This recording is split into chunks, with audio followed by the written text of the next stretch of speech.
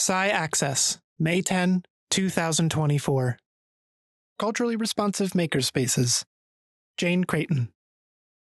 All right. Well, thank you for having me. My name is Jane Crayton, pronouns she, her, or ella, because I do also speak Spanish.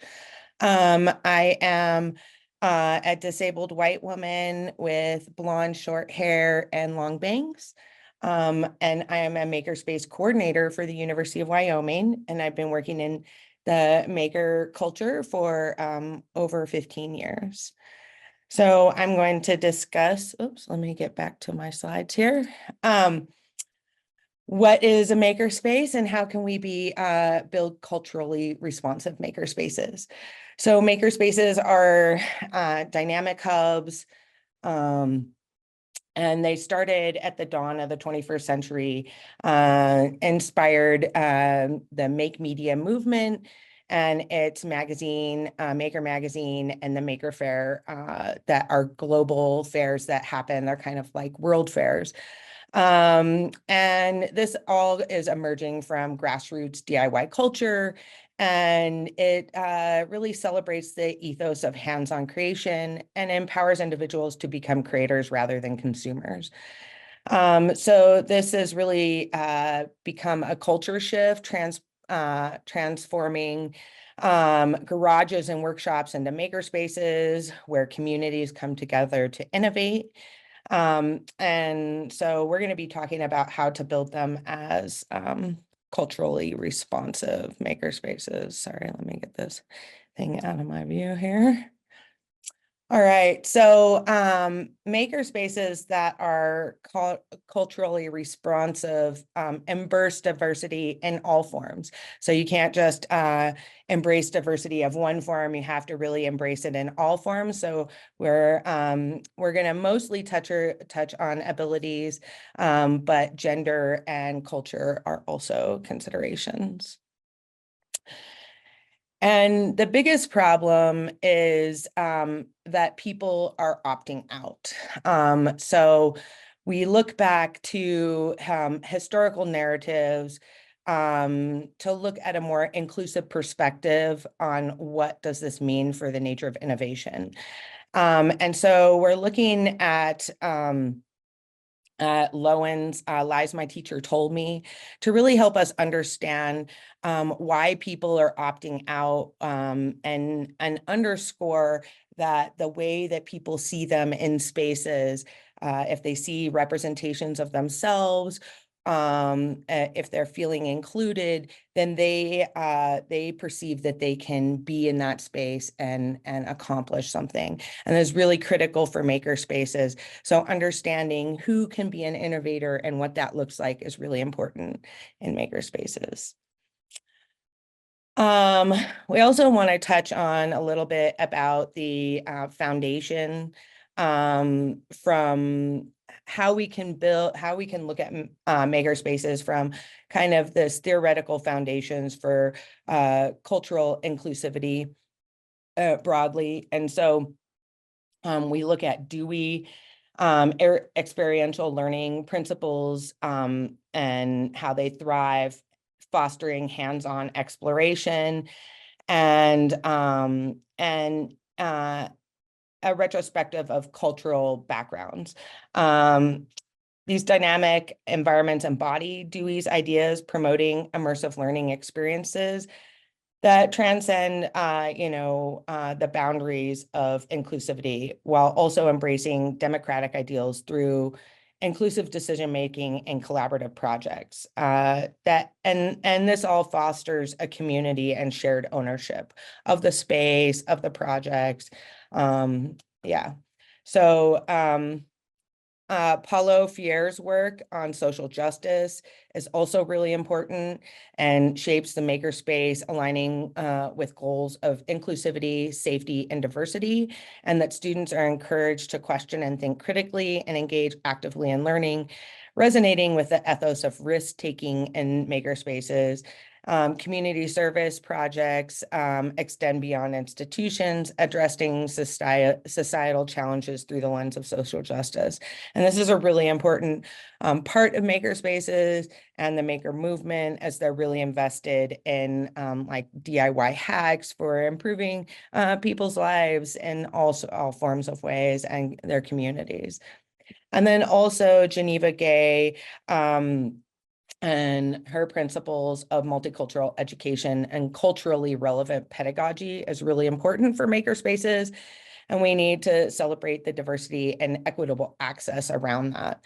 And that includes like providing culturally relevant tools, open access policies, ensuring inclusivity, and also making sure that projects reflect the rich cultural tapestry of the community.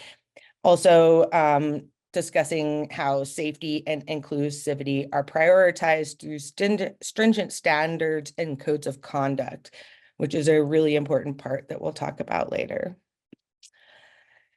So in my talk, I also bring up some case studies because I think it's really important to look at what others are doing in the world of makerspaces to make sure that they are inclusive.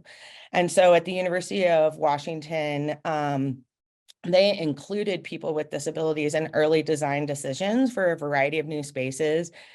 And this paper that they published discusses how they did that. And doing so led to spaces that were more usable rather than, just following the minimum ADA guidelines for layout. They also sought to evaluate how employing similar methods could improve their maker spaces, which are being built in many of the communities around their area. And so their co-motion makerspace at the University of Washington was really interested in collaborating with the access and accessibility of their makerspace with their community that was going to be primarily using it.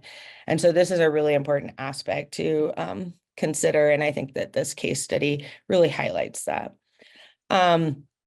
Another case study on inclusivity and makerspaces. This article provided valuable insights into creating inclusive spaces and safe learning environments for makerspaces, fab labs, and STEM labs. And this was especially so for students with varying abilities and disabilities. These are kind of some of the key takeaways and best practices.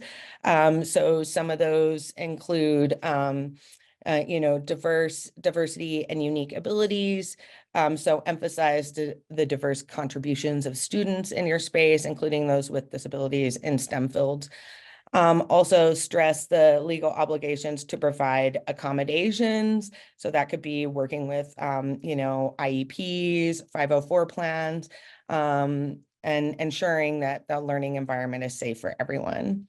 Communication and collaboration, encourage written communication and safety concerns, especially if you're working with an IEP case manager or anything like that, and just promoting collaboration for the success of the students and the instructors working with the students. So sometimes in these cases, the student might have an assistant with them to assist in their learning, but that doesn't mean that the makerspace staff, they might not have as much experience providing all those accommodations, but we still need to be able to collaborate between us so that we can provide the best accommodation for the students. And then emphasizing, that it's all a case-by-case consideration for this. And we just need to be, aware of and I guess, aware of the legal precedents. And so they've provided in here also in this article a review of other case studies and legal precedents for you to kind of refer to. And then they also talk about instructional strategies, and they suggest strategies like scaffolding instruction, tactile prototyping tools, color-coded signs, and universal design for learning principles, which are important to consider in the construction of any makerspace that you're looking to be inclusive. And then, of course, just continuous collaboration and resources. So stressing the ongoing collaboration between educators and special education departments, administrators, and facilities is really important. So I suggest this article, Deeper Look. Another article and case study.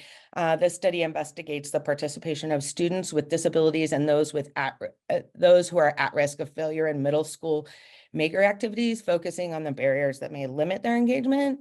In the results section, 3 key aspects are highlighted: high engagement, student collaboration, and support from paraeducators.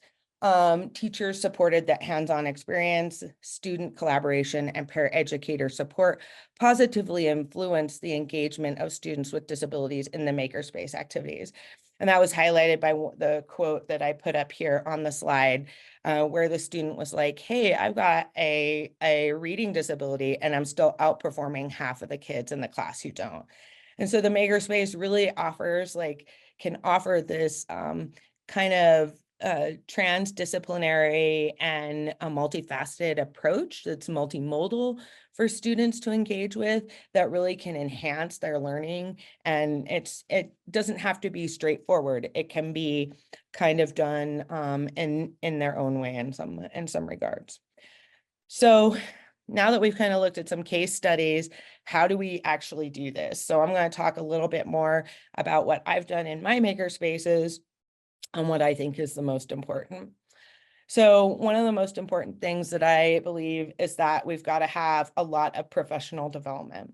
And this is interesting because in my department in IT, they don't pay for students to have professional development. It's just not a thing that's done. So I've had to be really creative to write professional development funds into grants and budgets of programs so that I can be able to take my staff to help them develop the skills to be able to serve all of our patrons in the makerspace. And part of that is really making sure that they understand what a maker is. So I've taken them to places like Meow Wolf and children's museums and 3D printing festivals.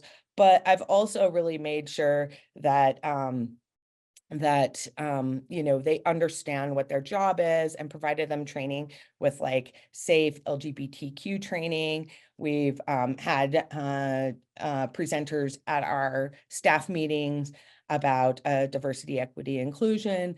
And so it's just really important to have all these things. So for me, dev, love, and ment is kind of broken up, that, development transcends mere skill enhancement. It becomes a journey of profound meaning and impactful application. So really looking at their development as a maker and as a maker educator. And then love, just also letting them know that this is about our love, and it's a professional journey, but it's also like a professional passion. And like, we have to share the love and be humble and be real in order to really make an impact. And then ment is there to be anchors our efforts in tangible, applicable outcomes, ensuring that our endeavors genuinely have meaning in the real world. So this encapsulates the essence of our commitment. So nurturing that growth and realizing impact. So part of how I did this was Sorry, at this point, we are out of time. If you would like to just give some concluding thoughts and share your information. Oh, yeah. Okay. So concluding thoughts are create, conduct, safety, conduct. So I created crispy pillars of conduct, find a mascot. We used Yoda for our mascot, establish culturally responsive competencies, and then key considerations for building inclusive makerspaces. And then also collaboration is key across campus. So look for your collaborators and how you can be diverse and inclusive with them. And then here's some references. And final slide, if you'd like to get in contact, Sorry for going so long. Sci Access. Learn more at www.sciaccess.org.